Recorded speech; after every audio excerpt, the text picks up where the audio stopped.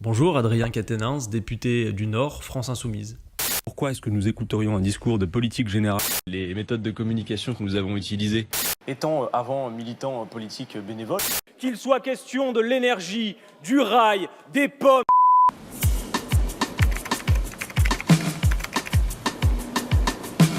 Bon, d'abord, ça s'est fait sans grande anticipation. C'est vrai que beaucoup des acteurs politiques qui visent une élection ont tendance à se projeter longtemps à l'avance, et ce n'était pas mon cas du tout.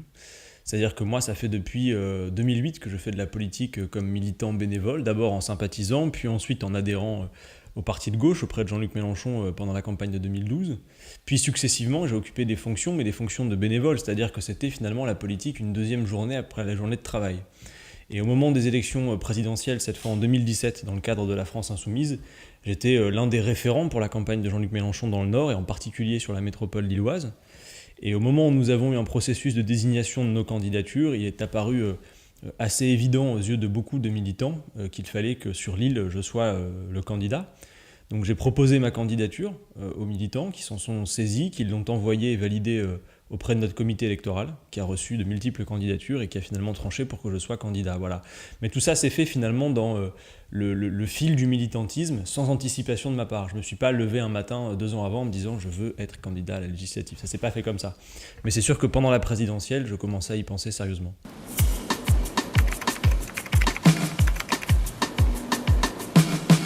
Bon, d'abord, ce qu'il faut dire, c'est que la France Insoumise, lorsqu'elle arrive à l'Assemblée, c'est en soi un événement. Dans ce groupe de 17 parlementaires, il n'y en a qu'un seul qui avait été parlementaire précédemment, c'était Jean-Luc Mélenchon. Alors évidemment, ce ne sont pas les mêmes qui sont dans la séance, j'imagine, mais certains, si. Il avait été sénateur, pas député. Et on est arrivé et on a fait ce choix immédiatement, à 17, d'être présent dans tous les débats. Ce qui n'est pas forcément évident, parce que quand vous avez une organisation des débats qui est telle qu'on la connaît à l'Assemblée nationale, c'est relativement facile d'occuper tous les sujets quand on est un groupe de 300, comme c'est le cas de La République En Marche, ça l'est nettement moins quand on est un groupe de 17. Donc on aurait pu penser presque, voilà, ils vont être là, ils vont faire de l'agitation, mais ils ne vont pas s'investir dans le débat parlementaire. Or, ce n'est pas le choix que nous avons fait. Le choix que nous avons fait, c'est d'être vraiment présent dans le débat parlementaire, de faire une preuve de sérieux, c'est-à-dire que dans l'idée d'encore trop de gens, à mon sens, même si je considère que cette année a permis de faire évoluer cela, il y avait l'idée qu'on était juste là pour faire de l'agitation. Alors on fait ça aussi, c'est notre rôle, mais pas seulement.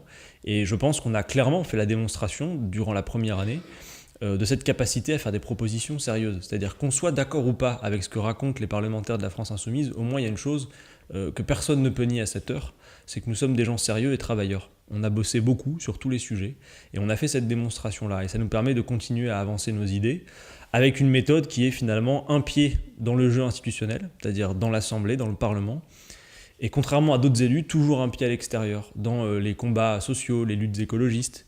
On est présent aussi pour la société civile qu'on est censé représenter. Et on a un beau groupe parlementaire, je trouve, de 17 députés, je disais, qui sont divers, avec des profils différents. Et on contribue à faire en sorte que l'Assemblée nationale soit véritablement une forme de représentation du peuple et pas simplement le domaine réservé de gens qui auraient fait les écoles dédiées à faire de la politique. C'est vrai que moi, par exemple, je suis satisfait de voir que dans ce groupe, il y a ma collègue Caroline Fiat, qui était aide-soignante avant d'être députée. Je souhaite vous faire part du ressenti de notre groupe quant aux questions de santé sur notre territoire.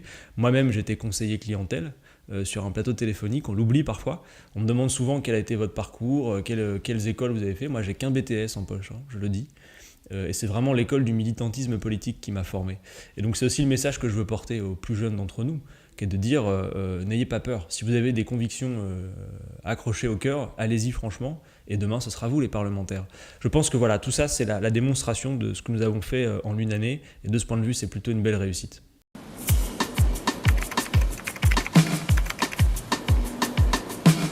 Bien justement, pour faire le lien avec la précédente question, c'est l'organisation du travail. Vous avez peut-être vu récemment, on a parlé du prétendu burn-out des députés qui travailleraient trop. Alors, personne ne se plaint de trop travailler.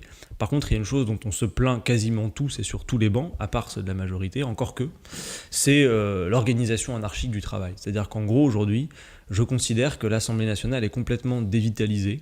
Sa fonction, qui est normalement une fonction de débat et d'échange d'arguments pour faire en sorte que chacun évolue dans sa propre position, est complètement dévoyée par ce fait qu'Emmanuel Macron considère, comme il l'a dit d'ailleurs, que tant que la rue ne déborde pas et que l'Assemblée tient debout, on y va très vite, on y va très fort. Tant et si bien que même pour les observateurs de la vie politique, il n'y a pas de récit.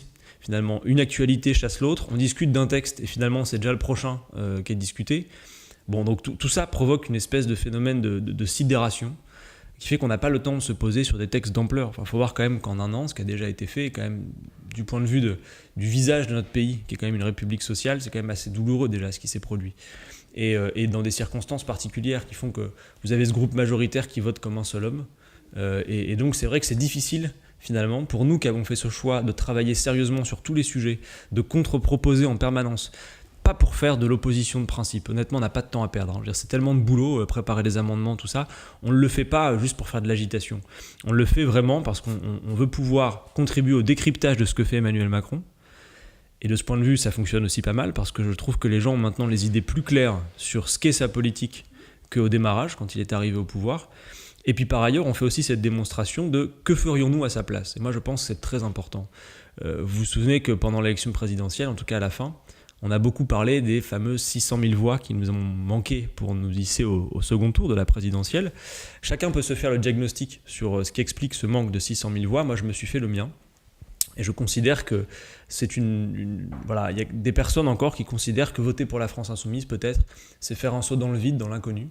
Et ça peut les inquiéter. Et donc on doit faire cette démonstration et utiliser notre mandat de parlementaire pour faire cette démonstration que finalement faire le choix de la France insoumise, c'est faire le choix de gens qui, si on leur confie les clés, savent conduire le camion et pas dans le mur, quoi. Voilà. Donc moi je considère qu'à chaque étape, sur tous les sujets, il faut qu'on puisse dire voilà ce que nous ferions si nous étions à la place d'Emmanuel Macron. Comme ça participe encore de cette idée que les gens peuvent se projeter sur ce que serait un gouvernement de la France insoumise et ce qu'il ferait. Voilà ce que nous faisons.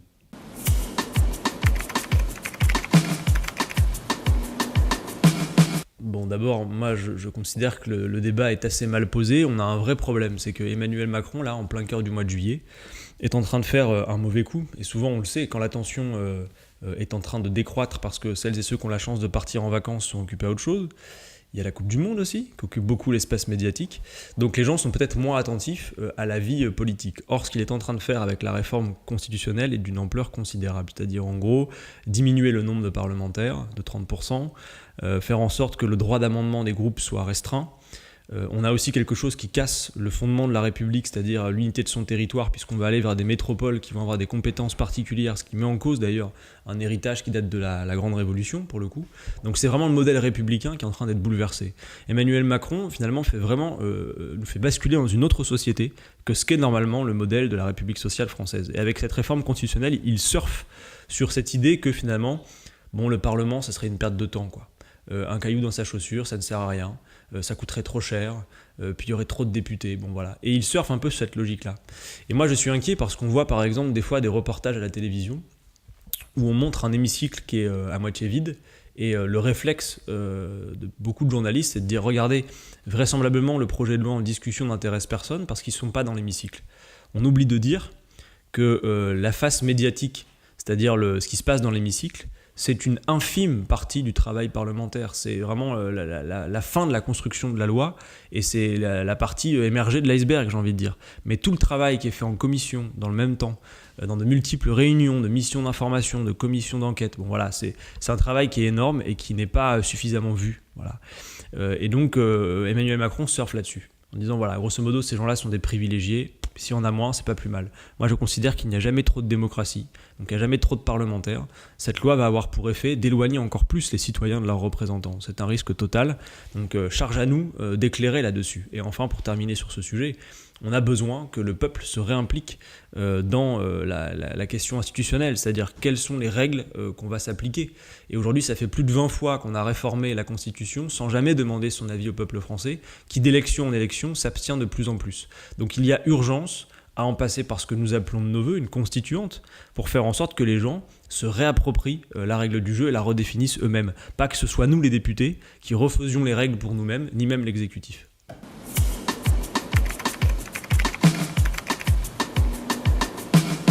Disons que moi j'avais beaucoup idéalisé ce que pouvait être l'Assemblée nationale, c'est-à-dire que quand j'arrive là-bas, avec les lectures qui étaient les miennes, je sais que je rentre dans un endroit où sont passés avant moi des gens comme Jean Jaurès, Victor Hugo, ou plus récemment on a vu Simone Veil. Mais qu'est-ce que vous avez fait ?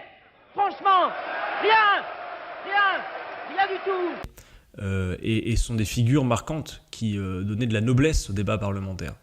Et je trouve que depuis l'arrivée d'Emmanuel Macron au pouvoir et de sa majorité, on a une assemblée qui se dépolitise et qui ressemble de plus en plus, moi je l'ai dit comme ça, à un espèce de conseil d'administration d'une entreprise. C'est-à-dire que vous avez 300 députés qui, pour beaucoup, se sont reconnus dans le projet d'Emmanuel Macron parce que, y compris dans le vocable, c'était quelque chose qui ressemblait à ce qu'ils avaient dans leur milieu professionnel. Vous avez des gens qui étaient directeurs des ressources humaines, qui travaillaient dans les startups, tout ça. Bon. Et donc, c'est vrai que parfois, quand on ferme les yeux, on se dit, mais sommes-nous bien à l'Assemblée nationale ou est-ce qu'on est dans une société du CAC 40 ou au siège d'une PME, je sais pas, mais bon voilà, il y a quelque chose finalement qui participe d'une forme de dépolitisation et qui est assez dommageable, je trouve. Voilà. Cette Assemblée, actuellement, est vraiment la chambre d'enregistrement de ce que souhaite le Président de la République. Tout se décide à l'Élysée ou dans les ministères les plus proches. Et l'Assemblée est là finalement pour mettre le tampon en bas du document que nous envoie le Président de la République. Or la démocratie parlementaire n'est pas pensée comme cela normalement, et donc il faut véritablement la réhabiliter, et il y a vraiment un caractère d'urgence sur ce point, donc nous avons fort à faire encore.